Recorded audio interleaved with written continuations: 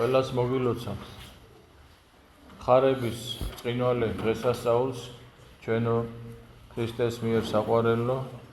ეს არის ხარება და სიხარული, რომელსაც კაცობრიობა 5600 წელი ელოდა მას შემდეგ, რაც ადამი გამოიდევნა სამოთხიდან და ჩვენ დღევანდელ დღეს შევიკრიბეთ იმისთვის, რომ მადლობდეთ და მადლობა შევწიროთ ყოვლადწმინდა ღვთისმშობელს, რომელიც იქნა ხიდი ჭეშმარიტად და კიბე, რომელმაც ჩვენ მიწიერნი ზეცას დაგვაკავშირა და მისით განიხნა, მისგან შობილით განიხნა ჭენი სამოთხისანი, რომელიც დახშული იყო მას შემდგომ, რაც ადამმა შესწოდა და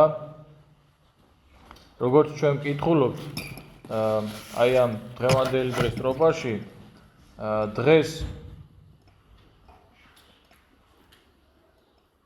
განგებულებისა ჩვენისა დასაბამი არის და საიდუმლოისა დაფარული სამის გამოცხადება და ჩვენ მადლობას ვწირავთ დედა ღვთისმშობელს იმისთვის, რომ შუამდგომელი იქმნა ჩვენთვის და გამოგვიხსნა ჩვენ ცოდვის ჯოჯოხეთის ტყვეობისაგან. ჩვენ ახალი აღთქმის ერი ძალიან დიდი პატივში ვართ, იმიტომ რომ ყოვლადწმინდა ღვთისმშობლის შესახებ წინასწარმეტყველება ჯერ კიდევ ნათქვამი იყო სამოთხეში, სანამ ადამი და ევა გამოიდევნებოდნენ.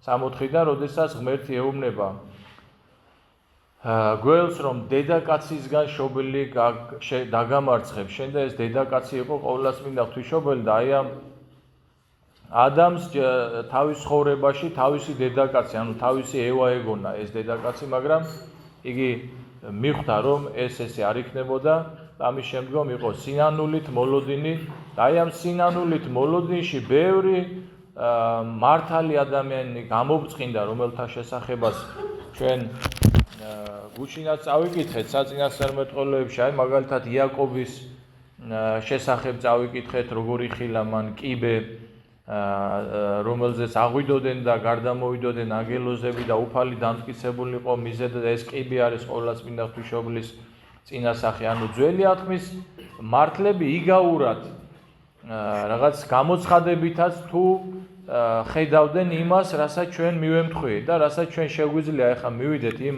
კანონიკური სწავლებით, რომელიც ხატის შესახებ ვიცი ჩვენ, რომ როცა ჩვენ ხატთან მივდივართ არა იმ მასალასთან, რომელზეც ხატი არის დაწერილი, არამედ პირდაპირ მივდივართ იმ წმინდანთან და ამ შემთხვევაში ღვთისმშობელთან მივდივარ და ვევედრებით და არა მარტო ხატის წინაშე, არამედ ცადა ქვეყანა სავსეა ყოვლადწმინდა ღვთისმშობლის გამოცხადებით.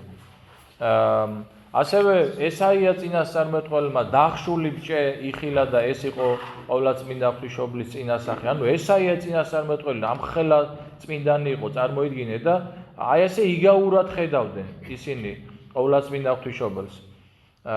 იგავთა წინში ასევე ნათქვამი არის სიბრძნემა ნიშენა თავისათვისისა სახლი და ეს სიბრძნემა ნიშენა თავისათვისისა სახლი და ეს სახლი არის ყოვლადწმინდა ღვთისმშობელი, რომელმაც სიბრძნე ერთ-ერთი სახელია უფლისა და დაიტია თავის წიაღში და ჭეშმარიტად დღეს აღსრულდა ის წინასწარმეტყველება, რომლის შესახებაც დავით მეფსალმუნე გალობს, აუწყებდით ქვეყანა სიხარულსა დიდსა, აქებდით ზეცისა ღმრთისა დიდებასა და ჭეშმარიტად დღეს აღსრულდა ეს წინასწარმეტყველება და ქვეყანა დღეს აუწყებს დიდ სიხარულს და ეს სიხარული ჩვენ ამისთვისაც მადლობას ვწირავთ უფალს, რომ აი ეს სიხარული ჩვენ მოგმადლა, იმიტომ რომ სულიერი დღესასწაულის სიხარული არის ნამდვილი სიხარული, თორემ ხორციელი სიხარული თქვენ ძალიან კარგად მოგეხსენებათ საიდან სანამდე არის და როგორი წამიერია და როგორი წუთიერია, ხო? ვასოფელო რაში განხარას გვაბრუნებ რაზნეჭისაო. ერთს გაგახარებს ეს წუთი სოფელი და მეორე წუთში იმხელა უნდა გატკინოს გული, რომ დაგავიწყოს უნდა ის სიხარული, ხო? ეს არის ეს მონაცვლეობა აი ამ წუთის სოფლის და მადლობა უფალს, რომ აი ეს სულიერი დღესასწაულები, არა რამხელა სიხარულია ეხა ჩვენთვის, წარმოიდგინეთ, ჩვენ რას დღესასწაულობთ? ეს გაუგებარია ურწმუნო ადამიანებისთვის.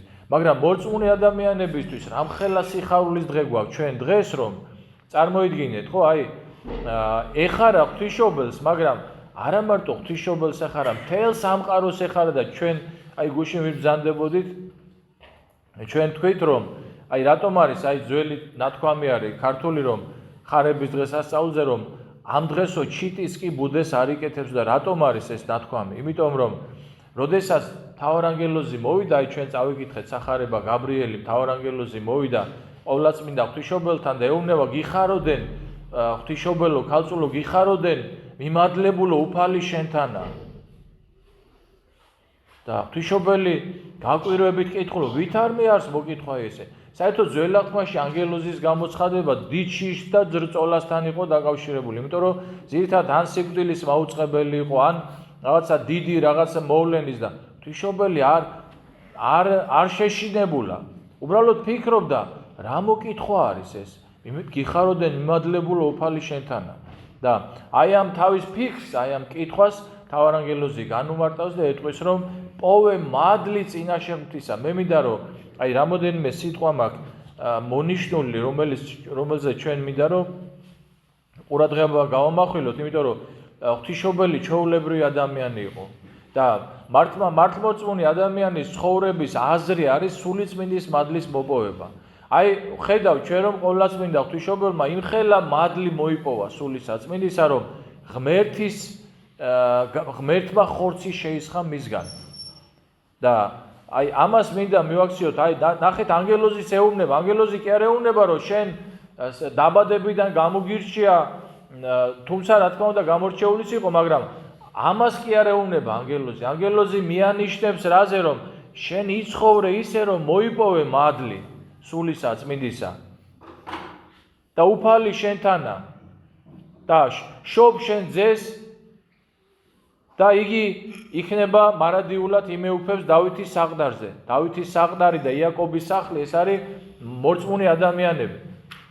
და აი მაშინ კი ლოგიკური შეკითხვა დასვა ღვთისმშობელმა, რომ ვით არ მეიყოს ესე, ჩემ და რამე თუ მე მამაკაცი არავის. ანუ ბუნებრივად დასვა შეკითხვა მან. ეხლა მანამდე იყო 6 თვის წინ ეს მთავარანგელოზი გაბრიელი იყო ზაქარიასთან, იოან ნათლისმცემლის მამასთან. და იოან ნათლისმცემლის მამა თქვენ გახსოვთ, რომ დაადუმა მაშინ ანგელოზმა და მანამდე ვერ იმეტყველებს, სანამ ეს ყველაფერი არ ასრულდებაო. მან ნიშანი ითხოვა, იოანე ნათლისმცემლის მამას ნიშანი არ ჭირდებოდა. გესმით, იმიტომ რომ მან იცოდა უამრავი ადამიანები, სამუელ წინასწარმეტყველის დედა, აბრაამი, რომელსაც 102 წლის ასაკში ეყოლა, აქამდე ელოდებოდა, ძალიან ბევრი იცოდა, რომელიც აქ იოაკიმე და ანა თუნდაც, ხო? მას ნიშანი არ ჭირდებოდა, იმიტომ რომ მან იცოდა, რომ უფალს შეუძლია, იქ ბუნებრივი ქორწინებები იყო, მაგრამ დედა ღვთისმშობელი კითხულობს, იმიტომ რომ საიდან როგორ? და ეს შეკითხვა გულწრფელი არის, როგორ?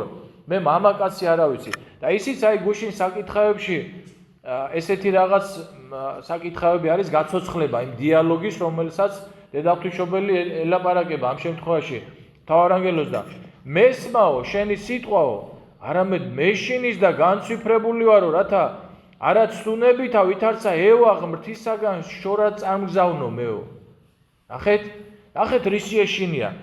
ისიც ყოვლად აი ევა ხო 60-ში დაბადა, 60-ში ცხოვრობდა. ხო?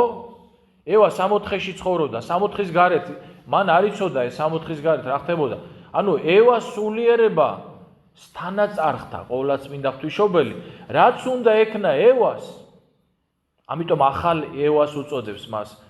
თუ ევამ ტკივილი და წევა მოაწია სოფელს, მეორე ევამ, ანუ დედა ღვთისმშობელმა სიხარული მოაწია მთელ სოფელს და ესე იგი, რაც უნდა ექნა ევას, ევას უნდა ეკითხა, რომ შენ რას მეუბნები, აი თავშივე გახსოვთ რა როგორ უთხრა, რომ მართლა გითხრათ ღმერთმა, რომ არც ერთი ხეხილისგან არ შეჭამოს. აი მაშინ უნდა მიმხვდარიყო ევა. აი ამის ეშინია, რა საოცარია, რამხელა სულიერებაა, წარმოგიდგენიათ, ევაზე დიდი სულიერება აქვს. და ფრთხილობს და და რას ვამბობდით, რომ ესე იგი წარმოიდეთ, მთავარანგელოზი გაბრიელია მოსული კაცო. ზეცისა ძალთა მხედრობათა მთავარი. მოსულია მასთან და მორიდებულად ელოდება მის პასუხს. მეტი არაფერი არ ესაქმება. რატომ? უყურეთ აი ლუკას სახარება დღეს რომელიც თავდება აი მე ბოლო სიტყვები მოკლედ აი ამ დიალოგის შემდგომ ღვთისმშობელი რა სიტყვებს ეუბნება, ეს საოცარი სიტყვებია. ეს კი არ არის სიტყვა რომ კარგი თანახმაურ, ეს კი არ არის. ეს არის მორჩილების, სიყვარულის, სიმდაბლის, სარწმუნოების უფსკულ სიღრმე. ნახეთ რა სიტყვებია. თქვა მას მარიამ, აჰა მხევალი უფლისა. ნახეთ სარწმუნოება, ანუ სარწმუნოები დაიჯერა. იმიტომ რომ მანამდე იმაზე უპასუხა მთავარანგელოზმა, რომ როგორ იქნება ეს ჩემს და სული წმინდა მოვიდეს შენზე და ძალი მაღლის აქ ფარივიდეს შენ. ანუ სული წმინდა მოვა, ეს სული წმინდით იქნებოდა, ეს ირწმუნა ღვთისმშობელი. როგორია? როგორია? აი ჩვეულებრივი ადამიანია და ეუბნება რომ მიუდგებიო, დაფემძიმდებიო და როგორო და სული წმინდისგანო და ირწმუნა ეს. როგორია? წარმოიდგინეთ. და თან ირწმუნა ღირსებიდან გადმოსახედიდან კი არა. ისიც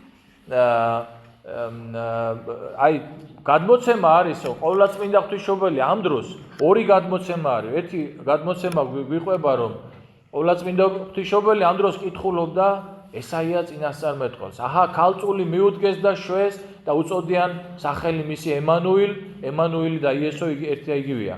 ემანუილი არის წინასწარმეტყველებითად რომ ჩვენთან იქნება ღმერთი და იესო არის ჩვენთან არის მხსნელი. და კითხულობდაო ამასო და ალბათ ფიქრობდაო რომ ნეტა იმ ქალწულის მოსამსახურე ვიყო მეო. გესმით აი კი არ ფიქრობდა რომ ნეტა მე თუ ვიქნებიო. იცით რა აი მე ალბათ ძალიან გამიგრძელდება. ღვთისმშობელს თქვენ იცით რომ ქალწულების აღთქმა ქონდა დადებული და ეს იცით რას ნიშნავს თქვენ. მაშინ ესეთი კანონი იყო ებრაელებში. აი დროებითაც შეიძლებოდა რაღაც აღთქმა დადებულიყო ქალწულების, მაგრამ 14-16 წლის ებრაელი ქალწული აუცილებლად უნდა გათხოვილიყო. იცით რატომ? იმიტომ რომ ჯერ კიდევ ის მოლოდინი იყო ადამი რასაც ელოდებოდა რომ დედაკაცისგან შობილს ესენი ელოდებოდნენ მართლმორწმუნე საზოგადოება დედაკაცისგან შობილს ელოდებოდა რომელ დედაკაცს დატოვებდნენ გაუთხოვას. გესმიდა? ღვთისმშობელმა უარი თქვა გათხოვებაზე. ხვდები თქვენ რა შეასახ და ღვთის აი ეს ქალწულება მაშინ ჩვენ ამაზე ადრე ვქონდა საუბარი. ხა ღვთისმშობლის დღესასწაულები როცა არის ძირითადად ამაზე საუბრობთ რომ ქალწულების აღთქმა რომ უთხრა მღვდელმთავრებს საგონებელში ჩავარდე რა ვქნათო? ანუ აღთქმა მაქვს დადებულიო. ერთის მხრივ აღთქმის დარღვევა ძალიან დიდი დანაშაული იყო და მეორეს მხრივ რა უნდა იკრათ? იმიტომაც მე მოხდა ის ამბები, ხა ჩვენ შორს ვარ წავიდეთ და მე რა მთავარი არ დამჩეს მე სათქმელი რომ და აჰა მხევალი უფლისა ეუბნება და მეყავ მე სიტყვის საებშენისა და ძალიან მოკლე წერია და წარვიდა მისგან ანგელოზი იგი. ანგელოზია კონკრეტულად მას დავალება აქვს. ღმერთისგან აქვს პირდაპირ დავალება რომ წავიდეს მარიამ ღვთისმშობელთან და როცა ანგელოზმა აღასრულა თავისი მისია და აი ამ სიტყვის წარმოსქმასთან ერთად ეს ანგელოზი წავიდა ძალიან მორიდებული, თავდახრილი წავიდა. იცი რატო ვის წინაშე იდგა, იცით? ღმერთის დედის წინაშე უკვე. იმიტომ რომ მეხსეულად როგორც აი ღვთისმშობელმა ეს სიტყვები თქვა, უკვე აღსრულდა მასში აი ეს სასწაული და ქრისტემ ხორცი შეისხა მარიამისაგან ქალწულისა და ანგელოზი ძალიან მორიდებული და მოგზალებული მიდის მისგან. უკვე როგორც ჩვეულებრივ ადამიანს კი არ ელაპარაკება ანგელოზი, ღმერთის დედის წინაშე დგას.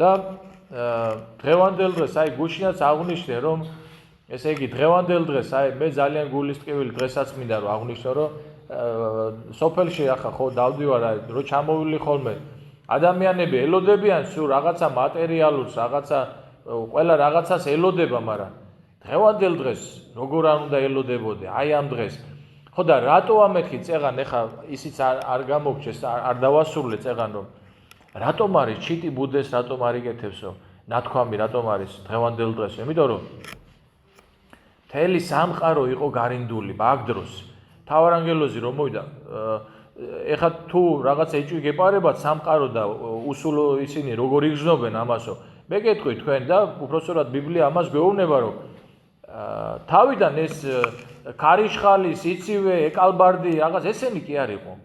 ადამი რო დაეცა ცოდვით, ძალიან კარგად იგრძნო სამყარო. გაუხეშთა ყველაფერი. ცხოველი, ფრინველი, წრუწუნასი გვეშინია, როცა რო უზარმაზარი გიგანტი ცხოველები მოდიოდნენ ადამის წინაშე და თავს უხრიდნენ, ელოდებოდნენ რას დაავალებდა ადამი. სახელების მან დაარქვა. და როდესაც ეს აი სამყარო გამოხსნას, არა მარტო ადამიანი ელოდებოდა გამოხსნას, მთელი სამყაროს უნდოდა გამოხსნა, ყველაფერი იტანჯებოდა. და ეს ადამის დანაშაული იმიტომ იყო დიდი, რომ მთელ სამყაროზე აისახა ეს ყველაფერი. მთელი სამყარო გარინდული იყო და ელოდებოდა, აი პირში უყურებდა დედაღვთისმშობელს, აბა რა სიტყვის. ვერავინ ვერ წარმოიდგენდა იმ სიტყვებს, რაც სიტყვები წარმოთქვა დედაღვთისმშობელმა. ამას ვერავინ ვერ წარმოიდგენდა. და ერთი ასოც აი ამ სიტყვებიდან სხვანაირად რო ეთქვა დედაღვთისმშობელს, ან უარი ეთქვა, ან კიდე რაღაცა ნიშანი მოეთხოვა, ან რაღაცა, ხო? რა, ზაქარია, რა, მღვდელმსახური იყო კაცო. დაადუმა, ხმა ვერ ამოუღია, ხმა იოან ნათლისმცემლის შობამი. და ერთი რაღაცას რო სიტყვა რო შეცვლილიყო, ჩვენ დღეს აქ არ ვიქნებოდით. და ჩვენი ფსიქოლოგია, ადამიანის ფსიქოლოგია ისევ ისეთი იქნებოდა. ჩვენ ყველანი ფსიქოლოგია ჩვენი იქნებოდა ესეთი რომ ცხოვრობთ ამ წუთის სოფელში, მოკვდები და მივდივარ ჯოჯოხეთში. აი ესეთი იქნებოდა ჩვენი ფსიქოლოგია. ეხლა ჩვენ რომ ვიბრძვით და ჩვენ რომ აბა ადამიანის ცხოვრებას რა აზრი აქვს? თუ სასუფეველზე არ ფიქრობ. რას ვეძებ თქვენ როგორ ფიქრობთ? აი მაგალითად ნორმალურია რომ ადამიანი ამ წუთის სოფელში ცხოვრობდე და ცდილობდე რაღაცა შეიქმნა გარემო თუნდაც აი სიტყვა კომფორტი რომ არის ხო შეუქმნა შენს ოჯახს შენ შვილებს ეს ნორმალურია მაგრამ სოლომონ ბრძენი ამბობს ყოველსა შინა ზრუნვასა კაცისასა ერთი არს მეტი რაც ნიშნავს იმას რომ რაც არ უნდა კომფორტი შეიქმნა აქ ვერ შექმნი შენ იმას ვერ დაიკმაყოფილებ იმიტომ რომ ეს არის გენეტიკური მეხსიერება ჩვენი სამოთხის იქ ველოდება ეს ყველაფერი და აი ამ აზროვნების და ამ ცნობიერების გარეშე რა აზრი აქვს ჩვენ აბა რა აზრი აქვს საერთოდ ჩვენ ცხოვრებას კაი შეჭამე გაიხარე სვი ხო გავიდა გახვედი ეგერ მეორე წუთში და გავიდა შენი რა შეჭამე ყველაფერი კაი იყიდე რაღაცა ხო აი დაეპატრონე სახლები გაქვს სიმდიდრე გაქვს წახვედი შენმა შვილმა გაანიაო ეს ყველაფერი ან შვილიშვილმა ხო აი რაშია სიხარული და ეს არის აი სასუფევლის კარი გავიღო ჩვენ დედაღვთისმშობელმა მისი აი ამ მოქმედებით და მისი ამ სიტყვებით და ჩვენ დღევანდელ დღეს შევიკრიბეთ იმისთვის რომ რა მადლობა უთხრათ დედაღვთისმშობელს ასე უბრალოდ ჩვეულებრივად აი აგერ ამ მოსული ვარ ჩვენ აქ ეკლესიაში რომ ჩვენი აი ამ ლოცვები დღეს ცოტა განსხვავებული ლოცვები იყო გაგვიძელდა წირვა ნახე და რა იყო ესა მადლობას ვეუბნებით ღვთისმშობელს მეტი კი ვერაფერს ვერ ვიზამ ჩვენ რაი მივაგო უფალსა ყოვლისავეთვის რომელი ესე მომაგო მე ამბობს დავით მეფსალმონე ჩვენ ვიცით ხოლმე თქვა რომ აი დედის ამაკს ვერ გადაიხდი ნამდვილად ესე არის მაგრამ დედის ამაკს ვერ გადაიხდი მაგრამ უფლისას დედაღვთისმშობლის რა უნდა გადაიხადო რომელმაც ღმერთი გვიშვა ჩვენ სხვა საშველი რომ არ ქონდა ჩვენ და დედაღვთისმშობელმა რო გვიშვა ის რაც საშველი იყო რა უნდა გადაუხადო არაფერი უბრალოდ დღეს მოვედი ჩვენ ყველანი ახლა გულწრფელად მადლობა უთხრა დედაღვთისმშობელს და მადლი ვთხოვო დედაღვთისმშობელს იმიტომ რომ მისი კადნიერება არის უზარმაზარი აი თქვენ ხედავთ ხო აი ჩვენ ხატი აი ეს ხატი დაწერა ჩვენმა მრევლმა ღვთისმშობლის ხატი სადაც მაცხოვარი აი პირზე აფარებს ხელს ღვთისმშობელს და ღვთისმშობელი ხელს გააწევიებს იქე ამხელა კადნიერება აქვს დედაღვთისმშობელს და მადლი მოგცეს მადლი აი რატომ გავამახვილე ყურადღება იქ რომ თავარანგელოზი რას ეუბნება პოვე მადლი წინაშე ღვთისა აი რა არის ადამიანი ნახეთ ადამიანმა იმხელა მადლი მოიპოვა რომ ღმერთი დაიტია თავის თავში და თითოეულ ადამიანში არის პოტენციალი იმისა, რომ გახდეს ძალიან დიდი უფლის წინაშე. და ამისთვის საჭიროა მადლი. ამიტომ მადლი ვთხოვოთ დედა ღვთისმშობელს ჩვენ თითოეულმა ჩვენთაგანმა. მადლი, რომელიც დახრილ თავზე გარდამოდის, ამპარტავანთა შემოსრავს უფალი და დაბალთა მოსრის მადლი და ყველაზე დიდი თამდაბლობა სწორედ ყოველად წმინდა ღვთისმშობელს ჰქონდა და თუ ვიცი ჩვენ რომ რითი მოიპოვა დედა ღვთისმშობელმა ეს მადლი, შენ შეგიძლია ჩვეულებრივად მიხვიდე საყვარელო და უთხრა დედა ღვთისმშობელო, შენ როგორი თამდაბალი ხარ და იყავი და მომეცი მეც, დამეხმარე მეც მოიპოვა. შენ რამხელა სარწმუნოება გამოავლინე და მეც მომეცი. აი შეგიძლიათ ესე ჩვეულებრივად და როგორც დედა ისე მოგისმენს. არც მეტი არც ნაკლები.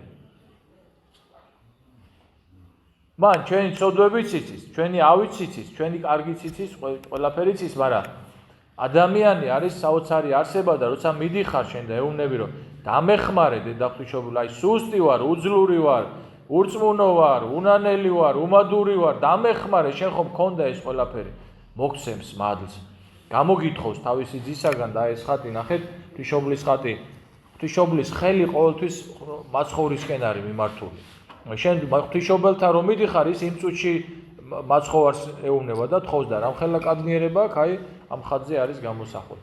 კიდევ ერთხელ მოგილოცავ დღევანდელ და მთელ სამყაროს ულოცავ და ჩვენ ყველამ ერთად თხოვოთ დედა ღვთისმშობელს, რომელსაც ყოველი ადამიანის და ყოველი დაბადებულის გადარჩენა უნდა რომ განანათლოს გონება ადამიანებისა, რომლებიც აი ესეთ სიბნელეში არიან, რომ დღეს არც კი ახსოვს ალბათ ზოგიერთს რა დღე არის დღეს და შევთხოვოთ ჩვენ დედა ღვთისმშობელს რომ უშველოს ყველას და ისინიც მოვიდნენ, ისინიც ჩვენთან ერთად იყვნენ, ყველამ ერთად გავიხაროთ და ყველამ ერთად ერთითა პირითა და ერთითა გულითა ვადიდოთ მამა, ძე და სულიწმინდა. ამინ.